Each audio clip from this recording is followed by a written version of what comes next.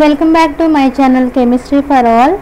ఈ వీడియోలో మనం హెచ్పిఎల్సి ట్రబుల్ షూటింగ్లో రిమైనింగ్ ప్రాబ్లమ్స్ అంటే ఫస్ట్ వీడియోలో పార్ట్ 1లో మనం కొన్ని ప్రాబ్లమ్స్ చెప్పుకున్నాం. సో అట్లాగే వాటికి కాజెస్ డిస్కస్ చేసాం కదా.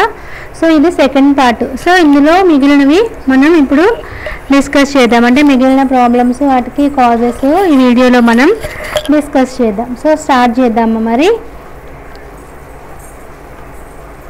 లో రిజల్యూషన్, అట్లాగే లో plate count, high tiling. So ఇవన్నీ మనకి ఎప్పుడు ఫామ్ అవుతాయంటే కాలము బ్యాడ్ పర్ఫార్మెన్స్ అంటే కాలం సరిగ్గా లేనప్పుడు మనకి ఈ ప్రాబ్లమ్స్ అన్నీ మనకి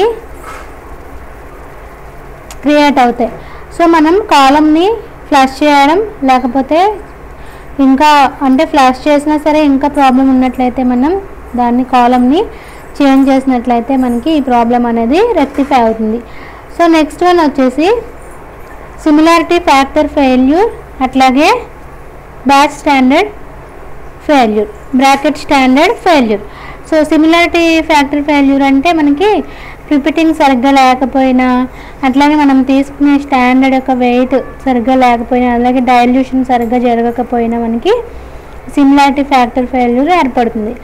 నెక్స్ట్ వచ్చేసి బ్రాకెట్ స్టాండర్డ్ ఫెయిల్యూర్ ఎప్పుడు ఫామ్ అవుతుందంటే సాల్వెంట్ ఇవాపరేషన్ అయిపోయింది అనుకోండి, అట్లాగే డ్రగ్ డిగ్రేడేషన్ అయినా, అట్లాగే మనకి హెచ్పిఎల్సి వైల్స్ సరిగ్గా ఫిల్ అవ్వకపోయినా మనకి బ్రాకెట్ స్టాండర్డ్ ఫెయిల్యూర్ అనేది మనకి ఫామ్ అవుతుంది.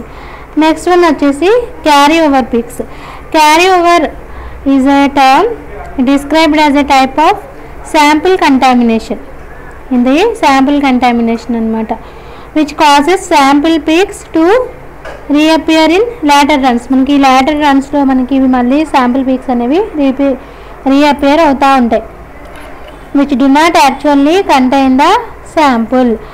The contamination can last for several sequential runs, often decreasing in amount after each injection. So మనకి కంటామినేషన్ అనేది సీక్వెన్షియల్ రన్స్ అయిపోయిన తర్వాత మనకి లాస్ట్ అయిపోతుంది అనమాట. అట్లాగే మనం ఇంజెక్షన్ ఇచ్చినప్పుడు డిక్రీజ్ అవుతూ ఉంటుంది. మనం ప్రతిసారి ఇంజెక్షన్ ఇచ్చినప్పుడల్లా కొంచెం కొంచెంగా డిక్రీజ్ అయిపోతూ ఉంటుంది. సో మనకి క్యారీ ఓవర్ పీక్స్ అనేవి ఇంప్రాపర్ నీడిల్ వాష్, అంటే నీడిల్ వాష్ సరిగ్గా లేకపోయినా, రన్ టైం లోగా ఉన్న, అంటే మనకి ఎస్టీపీ మనకి శాంపుల్కి 10 minutes ఉందనుకోండి, మామూలుగా మనం 9 minutes పెడితే మనకి అదే లో రన్ టైం కదా. సో అలాంటప్పుడు కూడా మనకి క్యారీ ఓవర్ పీక్స్ అనేవి ఫామ్ అవ్వడం జరుగుతుంది. అట్లాగే ఆపరేటర్ ట్రైనింగ్ ల్యాక్, అంటే సరిగ్గా ట్రైన్ చేయకపోయినా ఆపరేటర్ని, అట్లాగే సిస్టమ్ మెయింటెనెన్స్ సరిగ్గా లేకపోయినా మనకి ఈ క్యారీ ఓవర్ పీక్స్ అనేవి ఫామ్ అవుతాయి. నెక్స్ట్ వన్ వచ్చేసి ఎక్స్ట్రా పీక్స్. ఎక్స్ట్రా పీక్ అంటే it is not related to the sample it self in a gradient run, typically arises from one of the sources. మనకి